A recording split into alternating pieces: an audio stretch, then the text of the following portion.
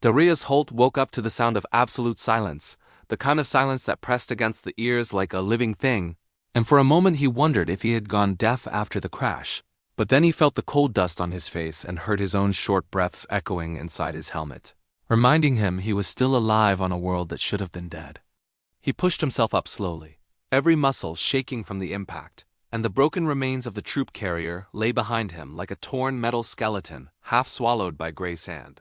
He could not remember how long he had been unconscious, only that the transport had been hit by something during descent, a surge of green light, a tremor, a shockwave, and then everything went black.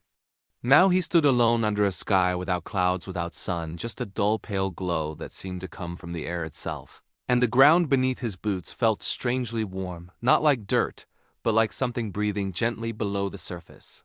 The thought made his skin crawl. A dead world should be cold. A dead world should be still.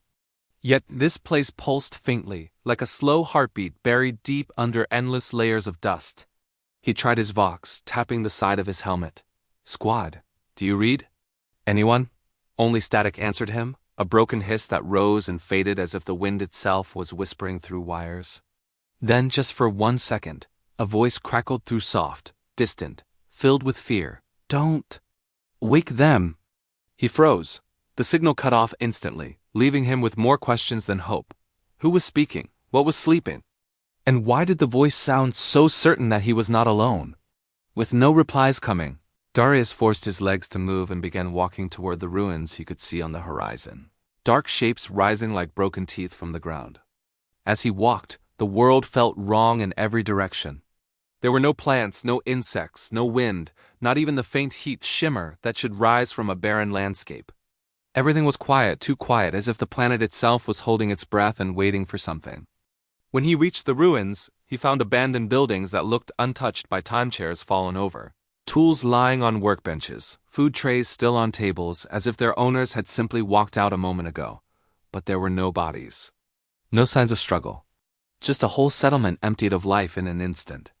He stepped inside one of the structures and saw strange symbols scratched into the walls. Shallow marks carved in desperation. Some were warnings, some looked like prayers, and one line repeated in several places, scratched over and over by different hands. "They dream beneath." Darius felt the hairs on his neck rise. Beneath what? Beneath the ground? Beneath the ruins?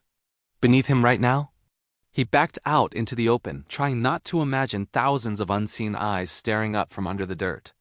He moved carefully between the ruined buildings, trying to find working equipment, or anything that could help him survive until rescue arrived, but his instincts kept screaming that something was watching him from the corners where the light seemed too sharp and the shadows too perfect. While checking an old communication tower, he kicked something metallic hidden beneath the sand. He bent down and brushed away the dust, revealing the edge of a smooth metal plate that extended farther than he could see. It was not part of the colony ruins. It was too old, too polished, too alien. As he looked closer, he noticed faint green lines glowing inside the cracks, like veins filled with light. The ground vibrated again, stronger this time, and small clouds of dust lifted into the air as if shaken by a massive machine turning slowly beneath the planet's crust. Then he heard a distant clicking sound, sharp and cold, echoing through the silent settlement. Click, click, click, click. A rhythm that felt unnatural, mechanical, and getting closer. Darius crouched behind a broken wall, pulse racing, trying to control his breathing. The clicking grew louder, moving down the empty street toward him, but when he leaned out to see, there was nothing there. No creature, no machine, no animal, nothing at all. Yet the sound stopped right beside him, as if invisible footsteps had paused only inches from his hiding spot. He waited, frozen, until the clicking faded into the distance, replaced by a faint hum rising from beneath the ground. He stepped out carefully, scanning the area, when a sudden flash of green light burst from the cracks in the metal plate beneath the sand. Thin beams traced patterns across the ruins like veins of lightning racing toward the center of the settlement. The planet trembled harder, and Darius staggered back as enormous slabs of metal began to break through the surface, pushing aside soil and debris, rising like ancient tombstones waking from a long sleep. The air filled with a low mechanical chant, slow and growing, like machines speaking to one another in a language that did not belong to humans. Darius's heart pounded as realization struck him with a cold, crushing certainty. He was standing on a dead world, yes, but not a dead world abandoned by time. Not a world destroyed by war. This was a world claimed by something far older, far colder, and far beyond anything he could fight. A Necron tomb world. And the tomb was waking up,